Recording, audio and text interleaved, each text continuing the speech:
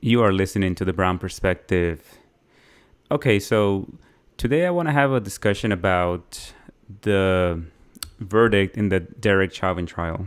And Hmm. more specifically, I want to go over the different charges that were brought against him. And I just want to get your take on these three because I'm certainly not in any way going to defend him in this conversation. I do think that he's guilty, but to come out and say that he meant to kill Floyd, which is what I've heard a lot, I wouldn't go as far as to say that. I just it just feels more like negligence, unintentional murder. So I wanted to go over the definition of the three charges: second degree unintentional murder, which they call it felony murder, third degree murder, and then second degree manslaughter, and then just have like an honest conversation to see if we agree with all of these because they found them guilty of on all three charges. Yes, I mean, happy to. I think that I know that the trial was going on, and but at the same time, I wasn't like paying as close attention as I know a lot of people were. In part was just because I know that it was just going to be that type of difficult uh, choice and the difficult process to hear the accounts of what happened that day and the recounts of the murder of George Floyd. And the other perspective that I had was my recent experience as a juror in LA County, where I was, chosen to be an alternate in a trial, Mm-hmm. and kind of picturing myself in that trial and what it could have been. I didn't make it to the deliberations, but I imagine it must have been a pretty interesting experience for the jurors and those involved in trying this case. And they weren't sequestered at all. And during the trial, we had the other police incidents that only added to stoke the flame. So you have to wonder how much pressure they were under to deliver a guilty verdict, right? I think they were in tremendous pressure because I think they knew. I mean, you would have to have lived under a rock not to know that in the summer of 2020, people were out in the streets protesting, and there was so much anger, and the reaction to that particular instance was, I think was it felt like a tipping point, right? In so many respects, in terms of what happened in the streets, in terms of the response that corporate America have, that sort of a larger group of people who maybe until until seeing that video, they really didn't believe that Mm-hmm. something like that could happen. And then obviously we were in the middle of a highly contested political campaign, and yeah, so I think that they were certainly under a lot of pressure to deliver a guilty verdict, but that's because he was guilty. I mean, And that's the part that doesn't sit well with me. Not 100%. you wanna discuss the degree to which he was guilty? Yeah, exactly. Because I definitely feel like he was guilty of something. He was guilty of causing the death of Floyd, but intentional, unintentional. See here, let's start with second degree unintentional murder, right? So it's called a felony murder. So this is what the jury had to deliberate. To prove this count, prosecutors had to show that Chauvin killed Floyd while committing or trying to commit a felony. And in this case, third degree assault. They didn't have to prove that Chauvin intended to kill Floyd, only that he intended to apply unlawful force that caused bodily harm. So when I read the first part, right here, where it says that he was trying to commit a felony, right away I say, I don't think he was. I mean, the guy could be a racist, he could be an asshole on a power trip, but I don't think he was trying to commit a felony. But I think the second part clarifies it a little bit more, and it makes it a little bit more vague, where it says you only have to prove that he intended to apply unlawful force that caused bodily harm. But even that part, right? Did he really intend? Did he know that what he was doing was unlawful, and he intended to apply that unlawful force? He did put his knee on his neck for 9 minutes. He keeps claiming that, or he kept claiming that it's protocol, that he was only doing it because there was a crowd around them and he couldn't really get off of his back because they also had to do crowd control and that they had already called the paramedics. So right, How there's a is lot of different staying in a excuses. man's how is staying in a man's neck enable you to do crowd control? Well, the argument is that they're concerned that if they stopped applying pressure, that he's a big guy, and that he could get up, even though at that point he was unresponsive, right? He was unresponsive for a while, and And three cops were because I mean you see the guy on the neck, but then there's two other cops on his back and his legs. yeah. So this is the one. I think this is the one that for me it's a little bit ambiguous. It's hard. This one I believe could have gone either way because it's kind of hard to prove.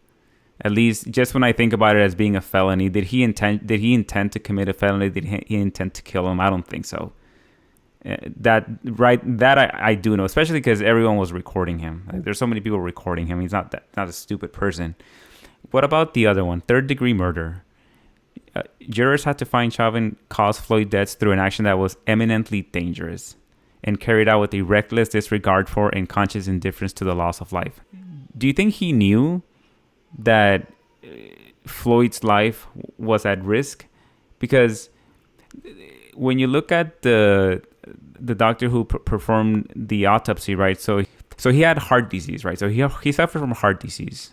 And then he was using fentanyl and methamphetamine were found in his blood. But at the time, the officer doesn't know. So let's just say that it's a normal individual that doesn't have a pre-existing heart condition, and then someone that's not on drugs. Then a police officer, even though they're abusing their power and they shouldn't be doing this, the officer doesn't expect the person that they're restraining to die. So can you really call it a reckless disregard for unconscious indifference for the loss of life? Because normal people that don't have those the same factors that George Floyd had, they wouldn't have. A normal person would not have died. Well, the thing is, conscious indifference is the operative word here, and I think George Floyd did say that he couldn't breathe, that he had issues. I think part of what the defense tried to do was to say that he told him that he had done drugs, and that was one of the reasons why they justified having three officers on his back, on his body, while he was laying down. So he's conscious of the fact that George Floyd is telling him I can't breathe. He's also conscious of the fact that at some point he becomes unresponsive.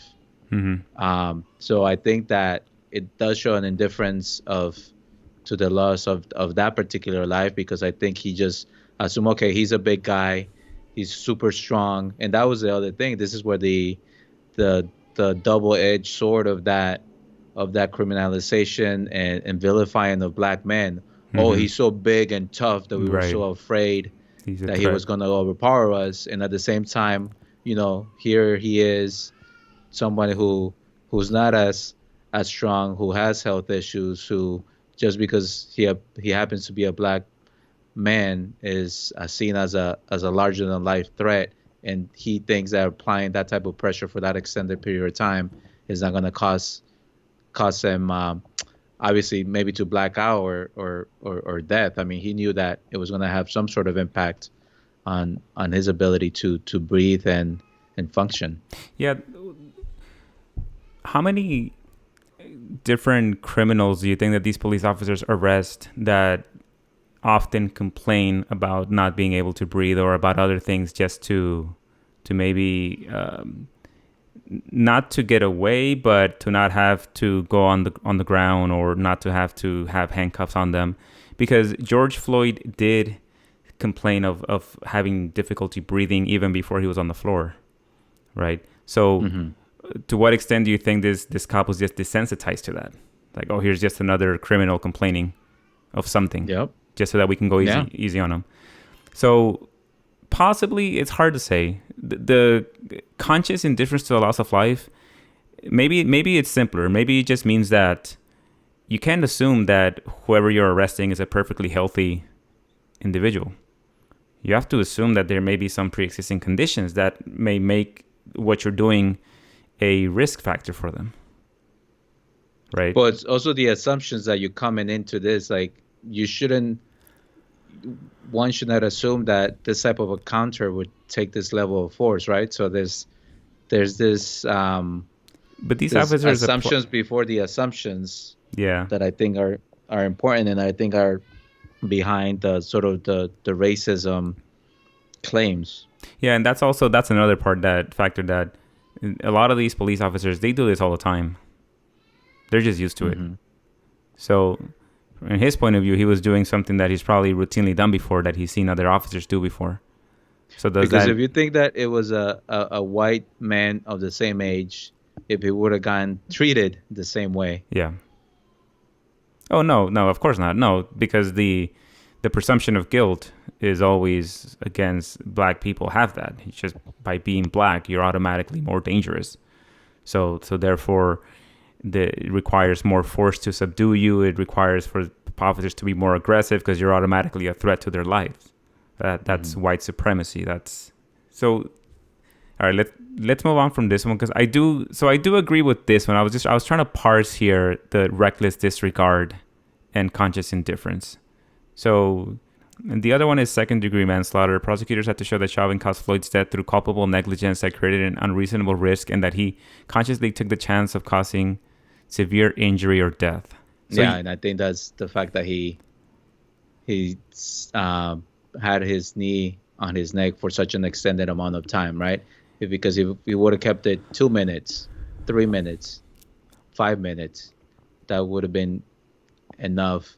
And again, it could have caused severe injury because that's the other thing. If, in a different scenario, if George Floyd would have survived, I'm sure that unfortunately, and who knows, right?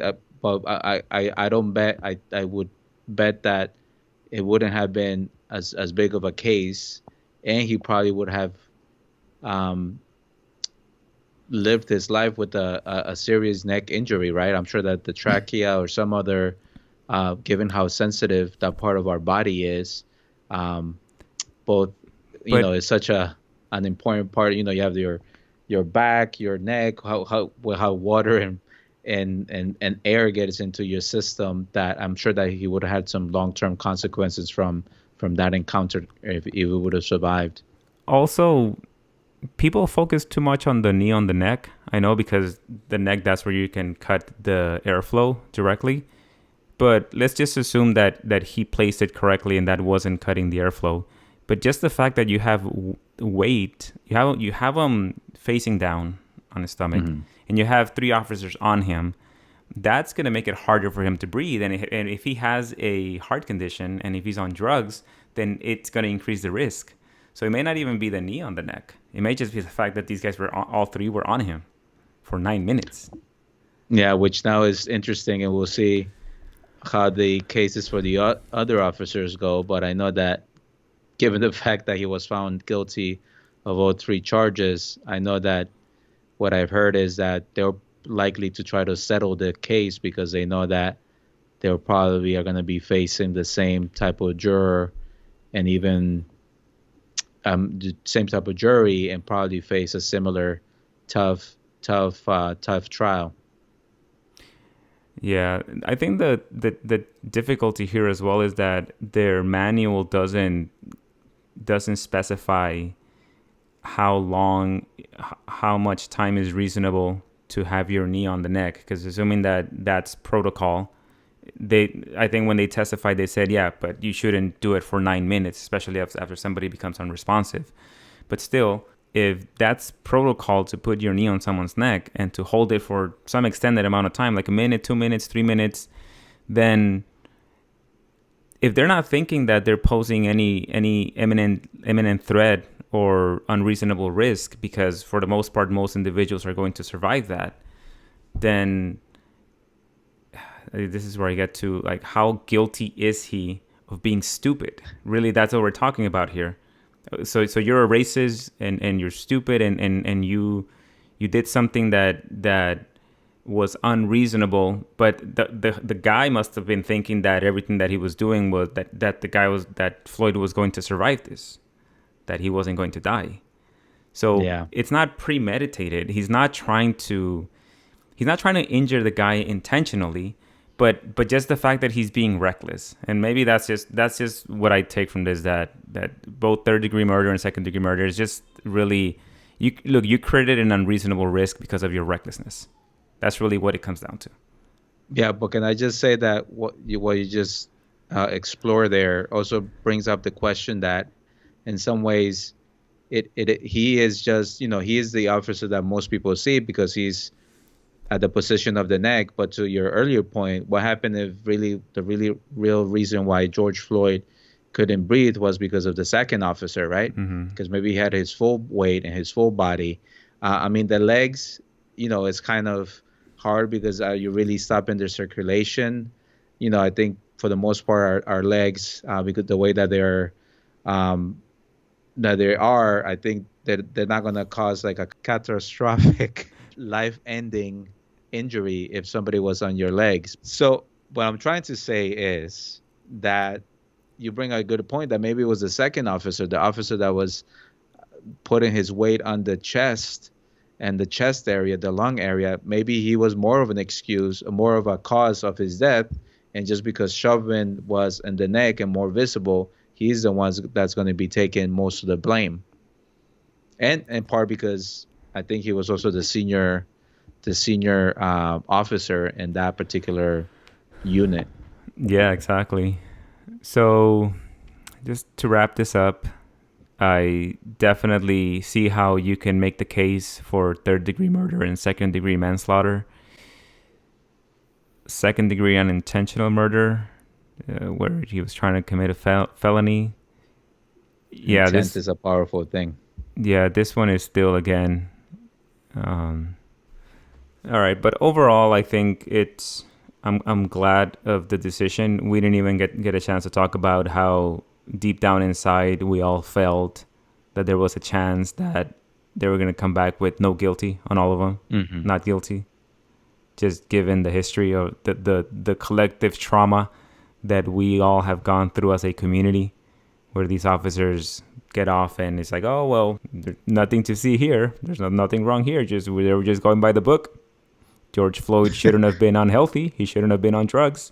He shouldn't have resisted, right? So it seems like somebody who lived through the Rodney King incident.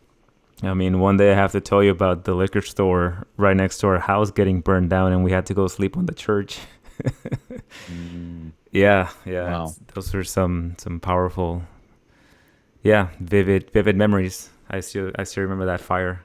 I could see it from my house pretty much because the store was the next lot, but the store was on the other side towards the end of the lot. So anyhow, anything else before we wrap this up? I know it's short, but I just wanted to get a chance to talk about these three different charges. No, yeah, I appreciated the breakdown of the charges and of the trial. I think for me, just trying to think ahead, not only what's going to happen to the other officers that were involved, but also about the other shooting in Minnesota that ironically happened that week when the trial was already underway, and that was the shooting of Dante Wright. And I think in that case, it's going to be interesting to see what kind of charges. And I believe she was arrested already, right? So I believe maybe the charges are already out. But I think in this instance, since there's a video recording of her saying taser, taser, taser, and instead pulling her gun, I think that in that case, it's going to be a little bit more difficult to prove beyond a reasonable doubt that her intention was to murder Dante Wright. So we'll see how that case proceeds and what happens, right? And not only that, but I mean, so many other shootings and killings that have happened here in our country in the past couple of weeks is just it's something that unfortunately seems to be just plaguing our society right now. Or maybe we're just a little more sensitive to it. Yeah, I mean, you could prove that she's incompetent and she shouldn't have that job, but that doesn't mean she should go to jail, right? It's just incompetence. If you think you pulled out a taser but you actually grabbed the gun, I mean, you could be stupid, you could be an idiot, you can be incompetent. That doesn't make you a murderer. So yeah, that's going to be an interesting trial. All right, but that's it. Yeah, let's wrap this up then. Thanks for listening. If you all out there like our content, make sure to check us out. We are Brown Perspective. Nos vemos. Ciao.